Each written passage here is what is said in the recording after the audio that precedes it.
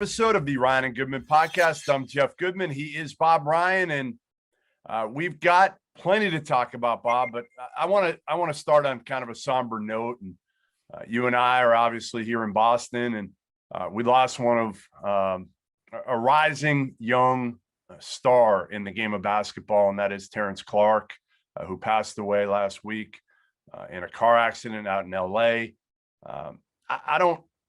I didn't know him well, Bob, but I knew him well enough. I watched him play plenty. I had talked to him on several occasions, including about a year and a half ago. My daughter and I drove up to Brewster Academy and watched him playing a game and talked to him for about 15 minutes afterwards. And just really, really, really sad, Bob, because he was a kid who, had the world in front of him. Talented kid. And what I tweeted when he passed was, and it's true, he always kind of had that smile on his face. And he was a kid that genuinely enjoyed talking to people, whether it was media, whether it was fans, whoever it was, and kind of embraced the fact that, he was a star coming out of Boston, and not many guys, we haven't seen a lot of really good players come out of inner city Boston over the last decade or so. And he was going to be that guy, and he kind of embraced that. So really, really sad news for Terrence Clarke, and obviously condolences to his family. I met his mother, met his younger brother, and some of the people close to him. So again, just I still have the Boston Globe story from the day after he passed, and it's here on my desk, and it still hasn't hit me. 19 years old, and again, the world at his fingertips, and he had just put out a tweet the previous day that he had signed with Rich Paul and Clutch Sports, and was out in LA training for the draft. What struck me was, as you've alluded to, his embracing of the Boston idea, that he viewed himself as an ambassador of Boston basketball. And he wanted to spread a gospel that there were good basketball players in Boston. He was aware of the history to a degree, apparently, of, if you mentioned the name Jimmy Walker to him, it would mean something. At least that's what my impression. And that is an interesting young man in that regard. I didn't know him. I only know the numbers. I can't honestly say that I remember him from any time I saw Kentucky. Kentucky wasn't as visible in the last year as they have been, as we know, for 50 years. It was, but all right. And I wondered why he was smart to even put out in for the draft and all that. I didn't know him. But the reaction was just extraordinary. So I'm very impressed with the impact that he had in his young life on other people. It's a positive impact, and the good vibes he left behind. That's why the nature of his death is so disturbing, so annoying, so wasted, so awful. He obviously was at fault. There was nobody else to blame for reckless driving. It's so sad, because if he had so much to offer. But anyway, that's what it just drives me crazy to think that it was also needless, but he certainly left an image of a positive image behind. Yeah. Wow. All the players who came out and tweeted about him. And, I'll remember the conversation again that I had with my daughter Talia afterwards. And it was kind of right outside the locker room at Brewster Academy. And I've been there. I go there every year and used to cover recruiting. So I know their coach, Jason Smith, well. And I had known Terrence. I had actually thought about, and we had talked about doing kind of a series with Terrence. And, every month kind of checking in with him and seeing his recruitment and really leading up to going to college. And we never ended up doing it. And I feel bad that we didn't. But I remember after the game, he didn't play great defensively. And, I've always kind of taken it upon myself now as I've gotten older, not to lie to these kids in high school and try to be honest with them coming out of there. Cause so many people do lie to them and say, hey, you should have gotten more shots. Even when they didn't play well, right? You played great. Well, that's not me. So after the game, I said to him, hey man, you got to be better defensively. And, I think you got to be a better leader for this team too. You're kind of the guy that they all look to. And, the one thing I'll give him a ton of credit for, he didn't roll his eyes. He didn't turn the other way. you know, he just looked at me and he was like, you know what, you're right. You're right. I'm going to try to do a better job of it. And he knew he had maturing to do, but I think he was going to do it. And I think, again, this is a kid who a lot of things came easy to him growing up. He was that good. He was that talented. And I think he had a chance to be a star in the NBA. And, you know, I'd see him after Celtics games, Bob, and he'd be talking to Jaylen Brown and Jason Tatum and Kemba. And those guys knew him. And yeah, they knew him. yeah, they didn't just know him, they knew him. And I think he wanted to soak in as much knowledge as he could. And again, it's so sad. And it does, listen, it is a teaching moment for a lot of kids. They must have conveyed all this to Brad Stevens, because Brad was really shaken up after the game and admitted that he didn't know him, but he felt as if he did. And obviously that means that he was getting the input from his players that did know him. Yeah. And so no, it's any time a young life is taken, we know it's sad. We know we all have that feeling. It's you know, it's this one happens to hit home because he's a Boston kid, and we both very proprietary toward Boston. And you know, so my condolences, of course, to the family, and you know, it's just, but I just hope, you know, that the fact that the nature of his death it strikes home with all kids. Yeah, don't speed. I mean, we've all done it. There's nothing to do with being an athlete. It has to do with, you know, when you get behind that wheel, you can't go crazy. Yeah, no doubt. All right, on to a little bit brighter things, and we'll talk about another former Kentucky player, somebody who's done an unbelievable job and now has help in Phoenix, and that is Devin Booker. Oh, yes. It felt like he's been doing it by himself the last couple of years, and obviously he was overmatched as a young, prolific scorer in the league. Now he's got some help by the name of Chris Paul, and man, that duo right now, you know, they ended the Knicks winning streak last night. Not only that, but they've got a team right now that I think is capable of going deep in the playoffs and maybe to the NBA Finals. I mean, we have a recent analogy, would be last year's Miami Heat, in terms of the level that you view them at a certain point in time, and then look and see what they were able to accomplish. And I think they maxed out, right? Yeah. They maxed out. That was a tremendous achievement. If the Suns can emulate that, it would be a tremendous achievement. I still am hesitant to go that far. I will certainly put them in the category of a tough out. They're going to be a tough out. They're serious. I watched them the other day, and you know, there's no question that they're a serious team. And by the way, and everybody's got injury and sickness and those, we know that. But the fact is that their depth will be improved. I assume that they will get Crowder and Saric back eventually. And they're playing without them right now. And where they're going to need further depth, I think. But the Chris Paul phenomenon, I think we've talked about this a little bit. I have the mea culpa, goes all the way back to when he was at Wake Forest, because I saw him and I wasn't that dazzled. I never, ever would have projected Chris Paul into a Hall of Fame player, one of the great handful of point guards of all time, which he is. When I saw him in college, I'm sorry, I didn't see it. Great, you know. But anyway, what he's done with and the impact he's had, we can't even imagine what the locker room impact is, what the mentor impact is. With, you know, we assumed it's got a lot to do with everything that's happening with Phoenix, in addition to the tangible fact that the guy can still play at a high level, as the Knicks found out in the last minute or so of the game last night. So isn't it amazing that the two teams right now with the best records in the West are the Utah Jazz and the Phoenix Suns? Like, if you, and I know part of it is due to injuries. Obviously, we know LeBron and AD haven't played. And the Clippers, I feel like, though, have been so under the radar this season. Like, has anybody really talked about I feel like the Clippers, everybody's sleeping. They're better off that way. There's no doubt. Yeah, no, they're right. You're right. They're quietly skulking, you know, around, and you know, they're going to be hurt. Oh, you know, they're going to be hurt from. There's no doubt. Right. But the focus has been on Utah all year, from start, you know, and start to finish, and so start to this point, I mean, and of course Phoenix, but the Phoenix, you have to go back to the bubble and the 8-0, and the fact that it meant something. I think there's no doubt. And but you mentioned Booker. We love talking about Booker. I go back. I'm sorry. I'm holding John Calipari responsible to eternity for not playing him more. They would have won. John, you would have had another championship.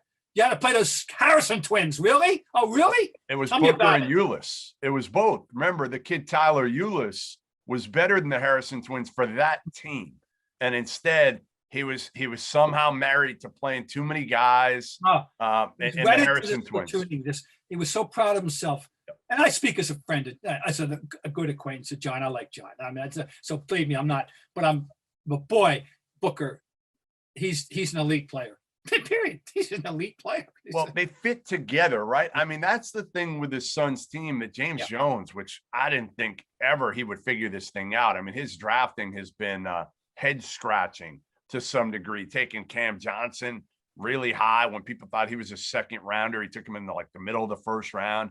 But ultimately, you had Booker. You inherited Booker, who's an elite level player. You drafted Ayton, who, again, now you look back on it and say, well, you shouldn't have drafted Ayton. But ultimately, he's still a pretty darn talented big. So you've got your point guard, your wing, and your big, and you filled it in with guys like Mikal Bridges, who can really score, a 3-and-D guy, and Cam Johnson, who can really shoot.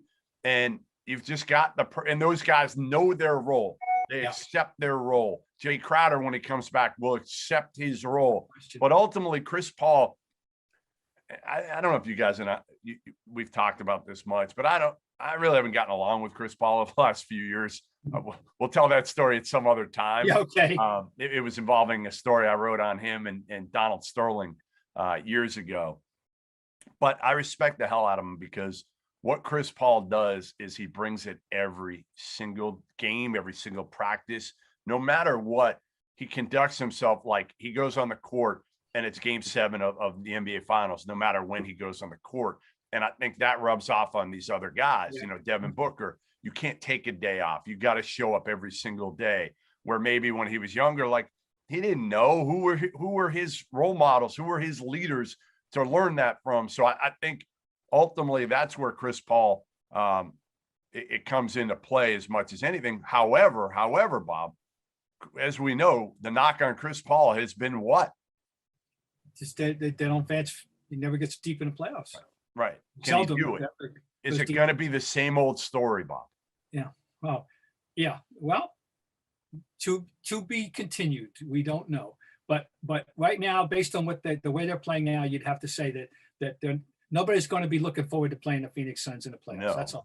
Period. No, that's a measure of respect, and that's very good.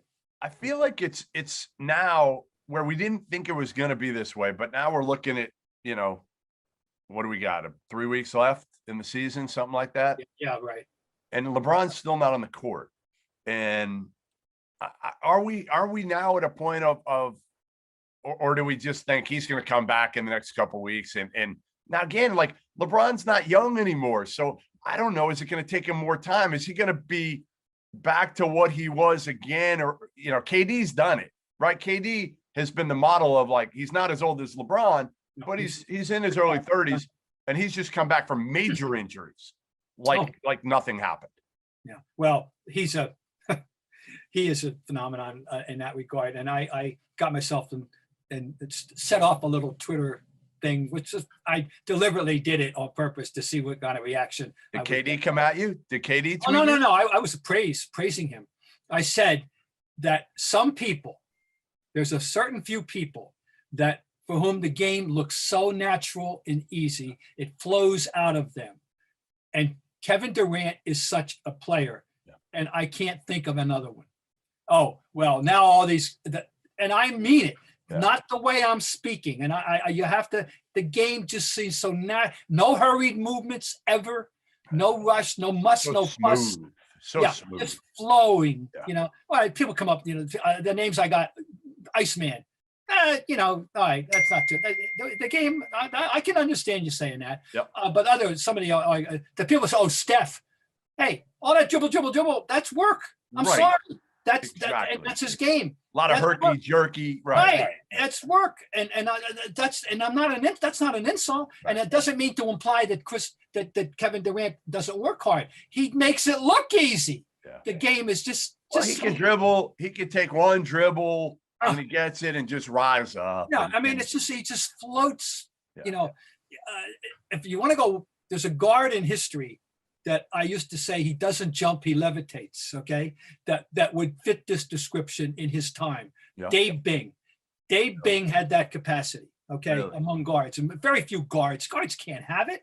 They Right. got to dribble. They got to do that. But Dave Bing did. You know, he was an off the, and he was a hybrid. You know, he was not really a.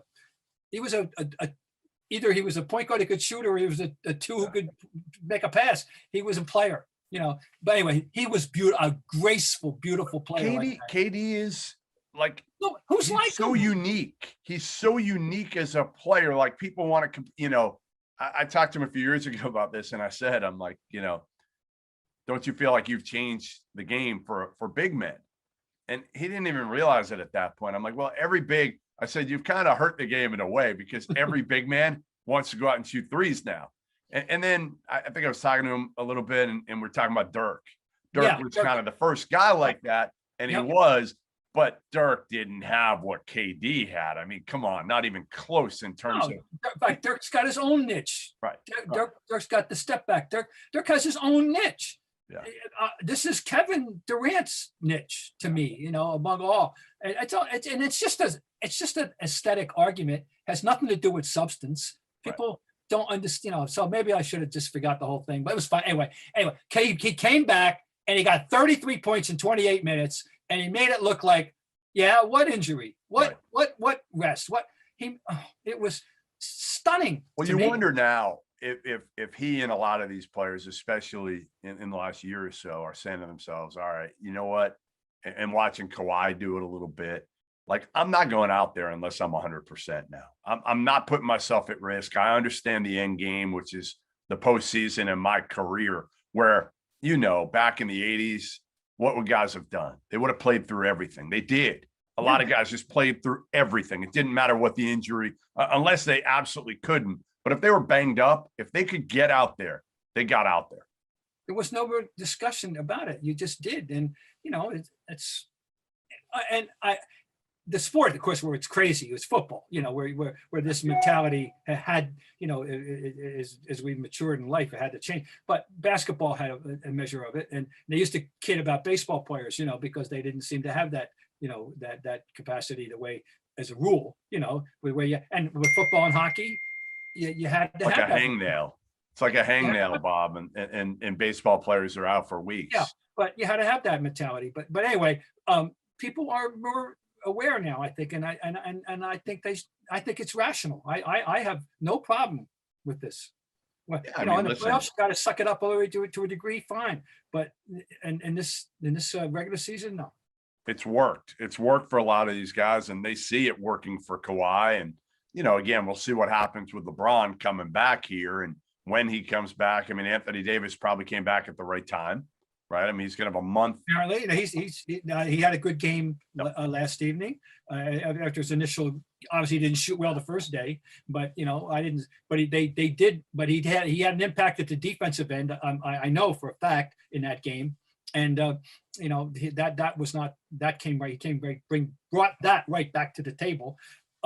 He's an extraordinary player, you know. So, but you're alluding earlier about LeBron. Hey, the Lakers are going to enter the playoffs as a mystery guest, and to a degree, so are the Nets, which is going to make this, you know, they're going to be two big questions when we enter. You know, right now the clock's ticking, and the Nets have had those three guys together for 7 games. That's all we know so far, and the clock is ticking as we winding down toward the end of the regular season. So, you know, there's no certainty there. Well, and the Lakers, I mean, if they stay where they're at, they'll get a Denver team that won't have Jamal Murray. Won't have Murray first round. Yeah. So, you know, you get a little fortunate here. If you get LeBron back soon, you get them, and then you get Utah in the second round potentially. I don't know. I mean, I just feel like looking at it, like, who are you still scared of if LeBron's LeBron and AD's AD? Are you scared of anybody? I mean, is anybody capable of really knocking them off? Well, or is everybody capable of knocking them off? There'll be. Well, I think it's more possibly that. I think we're going to find there's going to be pressure on Utah. They finished with the best record. Right. You know, now I don't know how much the pressure is going to be, you know, local or just general basketball world community pressure. But okay, you did what you did. Fine. Now let's I think they'll be see how they react to that. So if you have Take it to down. handicap the West to me right now. Give me the Bob Ryan power rankings right now in the West. Well, I would have to say Utah won. All right. So going into the playoffs, you're telling me. Well, you're telling me. Wait. Bet your house on it, Bob Ryan. Bet your house right now, on it. Okay. No. Who's your money on? All right. Of the known quantities, Clippers. Clippers won. Yeah. Okay. All right. Well, depending on health, though, obviously. I said the Lakers are a mystery guest. So you're going Lakers 2. As long as LeBron comes back, Lakers are 2. Yeah. And then I have to go. Then I got to go. I would have gone Denver if, but you can't do that. So we got to go with Utah then. We got to make them see. I don't know how deep I want to go with this. I haven't. You want to go Phoenix 4? I'm just want to think if I'm ignoring someone that I shouldn't be ignoring. But no, not Portland. No. Dallas. No, not Dallas. Not no. All right. So I'll go. Yeah, I'll go. Dallas or Denver. Yeah. Well, Denver with Murray, I might have had them too. But all right. So that's your West Conference power rankings 1 through 4. We got Clippers, Lakers, Utah, Phoenix. Now do it in the East, Bob. Do it in the East. 1 through 4. I mean, the Nets are such a. All right. I'll go Nets. I'll say it's going to happen. All right. Nets. I'll go Nets. 2. I'll go Nets, Sixers, Milwaukee, Miami. Yeah. Listen, I'm kind of with you on that one. Like I don't have a problem with these. I would still say 1 for me in the West. As long as LeBron's on the floor, I'm going Lakers in front of Clippers. Now again, you need to see it, but I'm assuming he's going to be back with a week under his belt, and LeBron's LeBron. Yeah. I don't, and I do think it's going to be, again, like, health is going to determine this year as much as anything. We said it last year, right? Like the Lakers were healthy when it mattered last year. Yeah. They were healthy. Most of the teams were actually healthy down the stretch last year when it mattered. I don't know if that's going to be the case this year. I feel like this year is just different. Maybe guys are pacing themselves. It just seems like more guys are banged up, taking time off. I mentioned and Simmons just came back last night after a lengthy, and so he's got to get back in. No, it's going to be a lot of. There'll be some weird stuff will happen there, but I want to see what happens to Utah if pressure if they get down 0-2 or 3-1 or something. I just don't trust them. Yeah, I mean, they got to show us. I just don't. I don't trust them. I can't believe they're 44-17. Like I can't. I just don't. But again, so much of it this year is about a team like Utah is playing like every game matters, and they've had their guys for the most part this year. Yeah. And now Mitchell's a big key, obviously. I don't like 7-game series. Who are you taking, Phoenix or Utah? Like, aren't you taking Phoenix? No. Well, they're fresh in my mind. That they lost to the Nets, but that was a good game for about 40 minutes, and then the Nets asserted themselves, and then Phoenix won in New York last night. I mean, I would. Yeah, it's a toss-up. Yeah, I'll go Phoenix in my West Coast power rankings. I'll go Lakers, Clippers, Phoenix, Utah. Okay, all right. I'm not going to put up a big fuss. I think it's going to be fun, though. I actually am looking forward to the playoffs this year, and I didn't think that would be the case. It's almost like a silver lining in a way that LeBron has been out, because if he hadn't been and the Lakers are tearing it up, it's just kind of like that. Okay, ho hum. They're going to win another one. They're going to find a way. Now at least you've got questions there. You got questions with the Nets because, again, Harden, who knows how he's going to be when he comes back, and are KD and Kyrie enough? And those dudes, Harden's hurt. We know KD and Kyrie's track record of injuries. You never know if you're going to get them every night. So I think, again, you've got a lot of question marks going into the NBA playoffs. I can't wait till it gets here, to be honest. I can't wait. All right, let's. We would have been in them in the better days, we would have been in them already. Yeah, no doubt, no doubt. All right, so what else? Let's talk about a little bit about college basketball now. We don't have to go into a lot, but a little bit about the transfer portal and all these kids that are declaring for the draft right now. So you got about the numbers somewhere. I haven't counted it in a week, but it's got to be 1,300 plus right now scholarship kids. I can't wrap my head around that. I'm sorry. I mean, this whole change in the world, the way the world is now in college basketball, the transfer portal thing, it's hard to wrap my head around how anybody can be comfortable coaching at the high level in that top 100. They have no choice. You know, I know. Not even high level. How about the mid majors? Every when you're being disrupted. Yeah, exactly. They get plucked. Yeah. So here's my question to you. And I had a little bit of a conversation with somebody on Twitter last night about this, who said, you know, players should have the option to transfer and not sit out, which is the rule now. There's one-time transfer. It's a temporary rule, though, right? No, it's going to be forever. It's going to be in there. Now you can only do it once in your career. Okay, that's the thing. Yeah. Okay. Yes, I understand. But you can do it at any point. You don't have to sit out. Yeah. Okay. So, you know, the big thing for me is it's good for the kids, Bob. It's obviously good. Why should the kids have restrictions? I understand that thought process. The only thing I'll say to that is what's good for the kids doesn't necessarily mean it's good for college basketball and the fans who are going to have a complete revamp of their team for the most part, other than teams like Belmont who return everybody next year. But a lot of teams are going to be completely new. And the other part of this that people aren't going to talk enough about is with that turnover, which I think is going to be like 50% or above overall in college basketball for every team, you're going to have poor quality of play early on in the season, maybe even beyond early. It might bleed into the conference play. Who knows? So I just, what's good for the kids doesn't mean it's good for college basketball. I'm just not comfortable with the whole thing. And I'm wondering what the fallout's going to be. And even my own personal reaction, as you said, I'm a fan of the sport. It's meant a lot to me. My two foundation sports on my whole life work of being a sports writer were Major League Baseball and college basketball. Yep. And as you know, I was introduced to the palestra 3 years before the Big Five was even formed. So that's this a while. Yes, that's my roots. Okay, Yep. And I'm very proprietary toward college basketball, and I'm saddened. I'm uncomfortable. It's forever altered and not in a good way. This isn't. I'm sorry. I understand. You know, to a degree, but I would have to say this: when you say that you understand the kids have a right to, well, some have more of a right than others. How many of what percentage of them, Jeff, do you think? And I don't expect an answer. I'm being rhetorical here. But what percentage of these transfer kids are simply impatient, unrealistic about their circumstance, and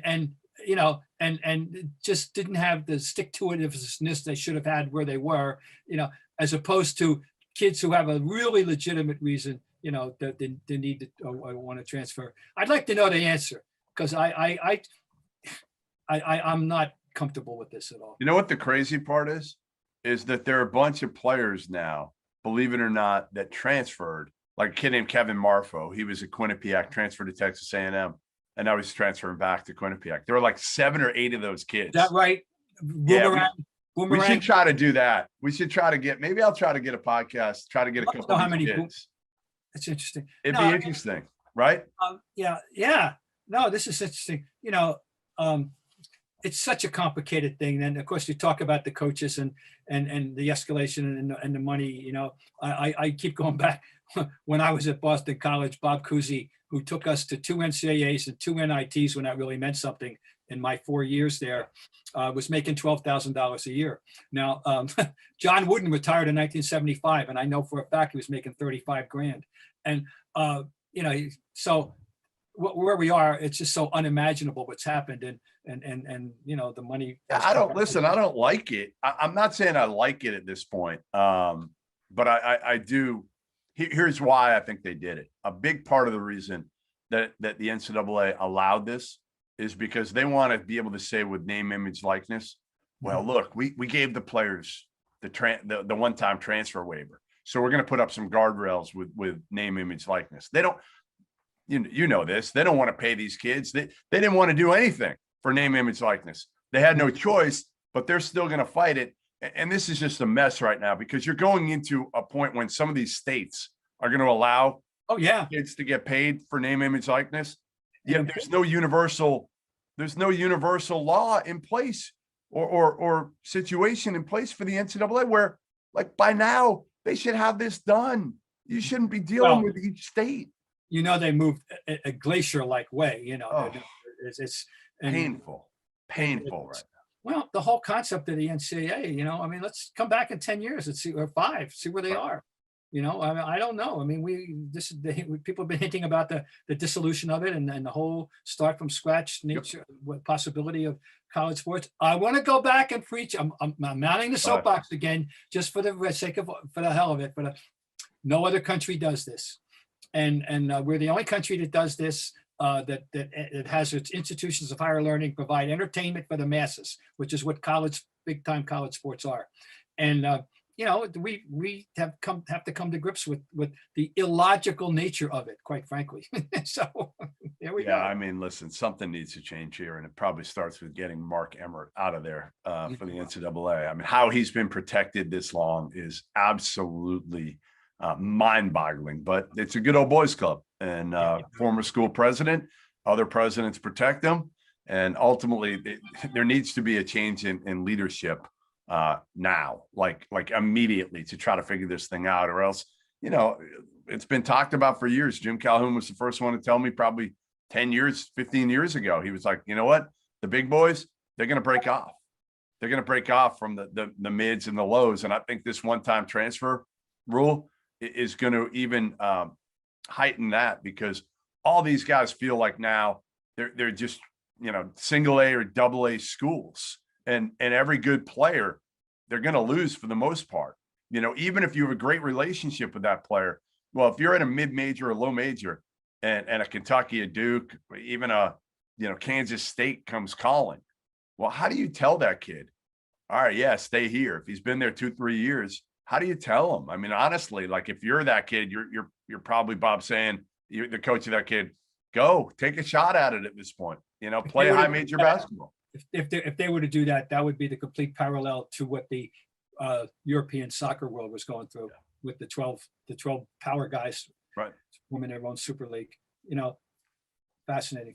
Hey, what do you think of your boy Kevin Love last night?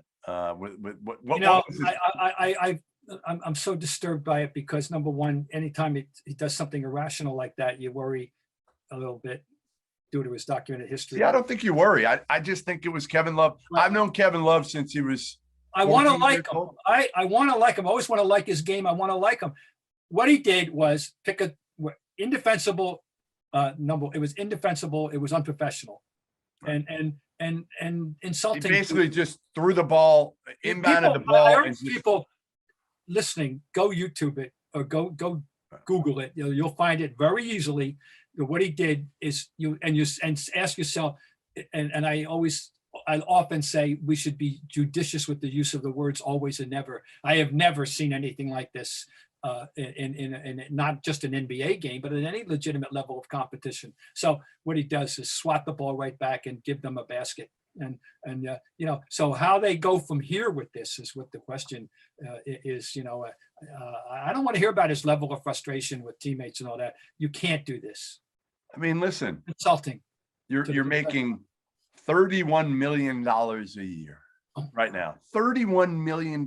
You've got a deal for still another 2 years at somewhere in that vicinity. Like, come on, man. Like, be professional. Yeah, no, you can't do that. I mean, no, you can't. So I don't know what they're going to do. I mean, he has to be reprimanded seriously in some way. They can't trade him. The problem is they've tried to get rid of him, but nobody wants that contract.